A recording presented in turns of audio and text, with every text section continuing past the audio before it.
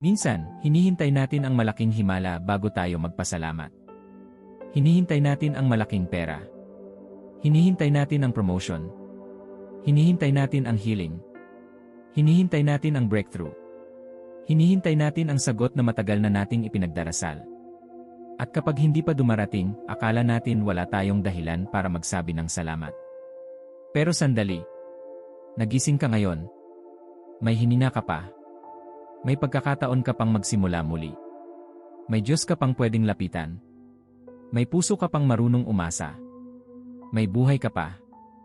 At kahit may kulang, may biyaya pa rin. Kahit may problema, may awa pa rin. Kahit may takot, may presensya pa rin ng Diyos. Kahit hindi pa kumpleto ang lahat, hindi ibig sabihin wala nang mabuting ginagawa ang Panginoon. Minsan, ang pinakasimpleng biyaya ang pinakamadali nating makalimutan. Ang makatulog at magising. Ang makahinga ng malalim. Ang magkaroon ng pagkain kahit simple lang. Ang may taong nagmamahal sa iyo. Ang may lakas na bumangon. Ang may panibagong pagkakataon. Ang may Diyos na hindi ka iniwan kahit ilang beses kang nanghina. Kaya ngayong araw, bago ka humingi ng bago, magpasalamat ka muna sa hawak mo ngayon. Bago mo sabihin, Panginoon, kailangan ko ito, sabihin mo muna, Panginoon, salamat sa lahat ng nagawa mo na. Bago mo sabihin, Diyos ko, bakit wala pa, sabihin mo muna, Diyos ko, salamat dahil hindi mo ako pinabayaan hanggang ngayon.